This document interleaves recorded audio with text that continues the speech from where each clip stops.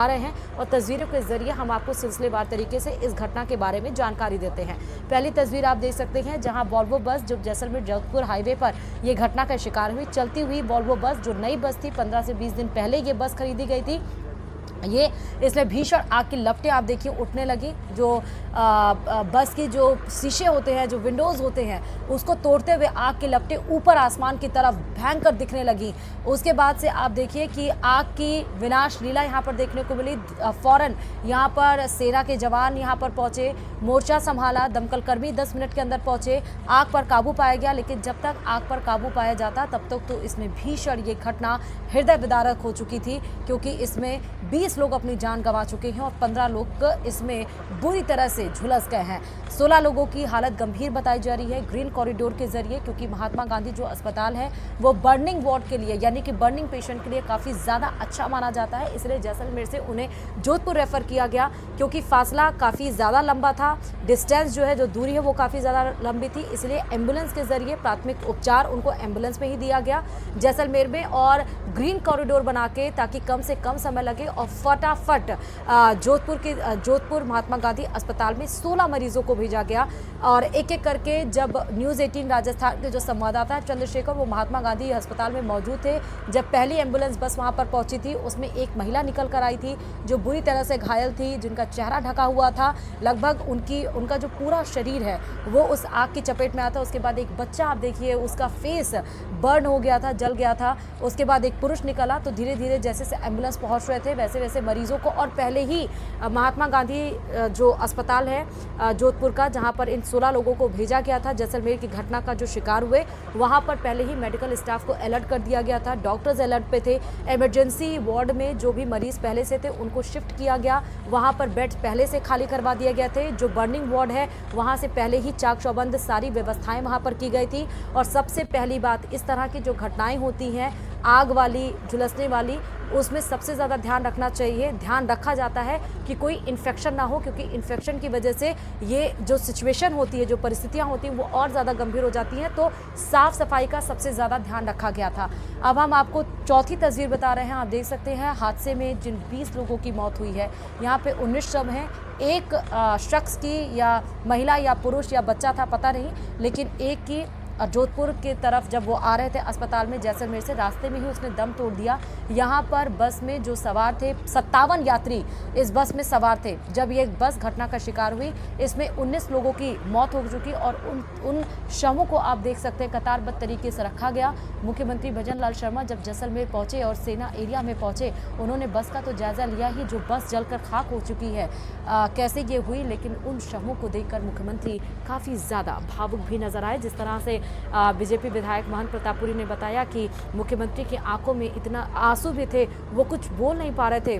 वो एक तरह से वो जो परिस्थिति, जो घटना थी, उसको एक्सेप्ट एक होता है कि वो उसको एक्सेप्ट नहीं, स्वीकार नहीं पा रहे थे कि इतनी बड़ी घटना उनके प्रदेश में घट गई।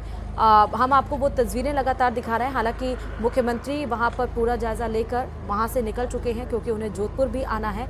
और महंत प्रतापपुरी जो बीजेपी विधायक है वो वहां पर मौके पर मौजूद हैं।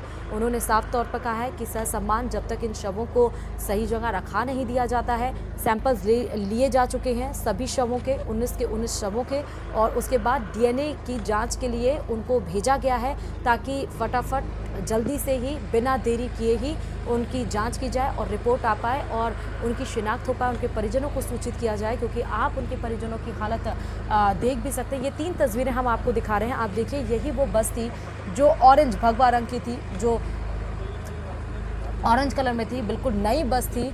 लोगों को नहीं पता था कि इस बस में बैठने के बाद वो घर नहीं पहुंचेंगे, जहां उन्हें पहुंचना है वो वहां नहीं पहुंच पाएंगे, जहां उन्हें जाना है वो वहां नहीं जा पाएंगे। हंसते खेलते लोग इस घटना का शिकार हो गए। इतनी दर्दनाक मौत उनकी होगी, शायद ही उन्होंने देखा होगा, शायद ही उन्होंने खबरों में देखा होगा, सुना होगा, लेकिन वो घटना उनके साथ घट जाएगी, शायद इस बात का उन्हें अंदाज़ा नहीं था। दूसरी तस्वीर हम आपको उन शवों की दिखा रहे हैं जो इस घटना का शिकार हुए, जिसमें 20 लोगों की मौत हो चुकी है। DNA सैंपल इनके लिए जा चुके हैं, सैंपल जांच के लिए भेजे जा चुके हैं। रिपोर्ट आने के बाद उनकी शिनाख्त हो पाएगी, उनके लोगों को इत्तला किया जाएगा, ताकि वो अपने लोगों को ले जाएं और ससम्मान तरीके से उनकी अंत्येष्टि, उनका अंतिम संस्कार किया जाए।